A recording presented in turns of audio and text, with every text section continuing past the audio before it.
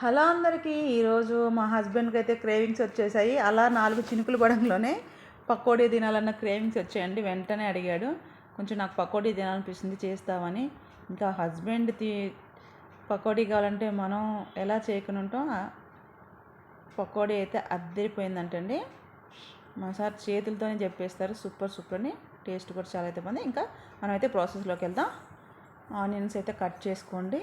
Onions సన్నగా కాదు, పొడుగ్గా కట్ చేసుకోండి. పొడుగ్గా సన్నగా కట్ చేసుకుంటే మనకి పకోడీకి చాలా టేస్ట్గా ఉంటాయి, బాగుంటాయి అన్నమాట. పచ్చిమిరపకాయలు ఎక్కువ వేసుకోండి. పచ్చిమిరపకాయలు అలా మనకి పంటి కింద తగులుతూ ఉంటే ఆ పకోడీలో టేస్ట్ అనేది ఇంకా రిచ్గా వస్తుంది. మనకి టేస్ట్ అనేది కూడా చాలా సూపర్గా ఉంటుంది అనమాట. సో నెక్స్ట్ అయితే పచ్చిమిరపకాయలు కట్ చేసుకొని పక్కన పెట్టేసుకొని గిన్నె అయితే తీసుకుందాం. ఆ గిన్నెలో తరిగిన పచ్చిమిరపకాయలు, ఉల్లిపాయలు వేసేసి బాగా ఇట్లా చేత్తో కలిపేసుకుందాం. ఎందుకంటే అవి ఇట్లా కట్ చేసిన తర్వాత ఇలా ముద్దలు కనిపిస్తాయి కదా, ఇట్లా మన చేత్తో ఇలా కలిపేసుకున్నాం అనుకోండి, మనకేం చక్కగా విడివిడిగా వచ్చేస్తాయి అనమాట. ఎందుకంటే పకోడీ వేసేటప్పుడు కూడా మనకి ఈజీగా ఉంటాయి, విడివిడిగా వేస్తాయి.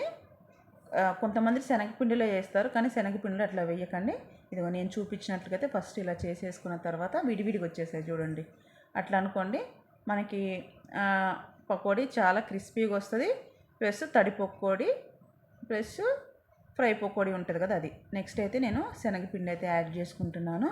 శనగపిండి తర్వాత సాల్ట్ అయితే వేసేసుకుంటున్నాను. కొంచెం సాల్ట్ మనకి రుచికి సరిపడేంత సాల్ట్ అయితే సరిపోద్దో అది వేసుకోండి. నెక్స్ట్ అయితే చిల్లీ పౌడర్, కారపొడి అన్నమాట. ఇది కూర కారం ఇంట్లోనే చేసుకుంటానండి. 1 ఇయర్కి సరిపడే మిరపకాయలు తెచ్చేసేసి నేనే మిల్లి దగ్గర ఆడిచ్చేస్తాను.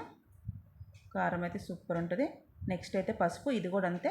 పసుపు 1 ఇయర్కి సరిపడా పసుపు అయితే అదే పసుపు కొమ్మలు తీసుకొని ఎండబెట్టేసి పట్టించుకుంటారు. నెక్స్ట్ అయితే బియ్యం పిండి అండి. బియ్యం పిండి కూడా కొంచెం యాడ్ చేసుకుంటే ఏంటంటే క్రిస్పీగా వస్తుంటే. నెక్స్ట్ వాటర్ చూసుకుంటా వాటర్ అయితే కలిపేసేయండి. మా సార్ నాకు కొంచెం గట్టి పకోడీ అంటారు చూసారా, హోటల్ స్టైల్లో దొరికే గట్టి పకోడీ ప్లస్ మామూలుగా ఇంట్లో మనం రొటీన్గా వేసుకుంటాం కదా, ఆ పకోడీ 2 చేయమన్నారనమాట. సో నాకు వెంటనే అమ్మ రెండింటికి 2 బౌల్స్ తీసుకోవాలి, పిండి చేయాలా అట్లా అనిపించింది. కానీ వెంటనే ఏమనిపించిందంటే ఈ పిండినే కొంచెం తడి పొడికి కలిపేసి నెక్స్ట్ అయితే నేను బేకింగ్ సోడా కూడా యాడ్ చేస్తున్నానండి. బేకింగ్ సోడా వేస్తే అనమాట కొంచెం పొంగినట్టు అనిపిస్తాయి. సో ఆ పిండిలోనే కొంచెం పిండిని ఇది గట్టిగా వాటర్ తక్కువ తీసుకున్న పిండిని దీన్ని గట్టి పిండి అంటారనమాట. ఎందుకంటే ఇది గట్టి పకోడీ అంటారు కదా, మెత్తడి పకోడీ, గట్టి పకోడీ. సో దానికోసం ఇట్లా కొంచెం గిన్నెలు అయితే తీసుకున్నాను. మీ గిన్నెలు అయితే వేరే గిన్నెలో తీసి పెట్టేసుకున్నాను. సో వాటిని అయితే ఒక 10 నిమిషాలు అట్లా నానబెట్టి ఉంచేసాను. ఎందుకంటే మనం కలిపిన మొత్తం కొంచెం మంచిగా పడితే. సో ఆయిల్ని అయితే హీట్ చేసుకున్నానండి. నెక్స్ట్ ఇదైతే డ్రై పకోడీ అండి. గట్టి పకోడీ అంటారు చూసారా, షాప్స్లో అమ్ముతారు గట్టి పకోడీ, ఆ టైప్ అనమాట. ఇది ఇట్లా కొంచెం వెట్టి అనిపిస్తేనే కొంచెం వెట్టి చాలు, మరీ ఎక్కువద్దు. ఇట్లా చేయికి చేసేసుకుని ఇట్లా చేత్తో ఇట్లా వేసేసుకుంటే మనకి ఆ గట్టి పకోడీ అనేది మంచిగా ఇట్లా పడుతుంటుంది అనమాట. టేస్ట్ అయితే సూపర్గా ఉంటుందండి. మీరు కూడా ఒక్కసారి ట్రై చేయండి. వర్షం రాగానే మనకు గుర్తొచ్చేది ఏంటిది, బజ్జీలు ఇవి. సో మీరు కూడా ట్రై చేయండి. బాయ్.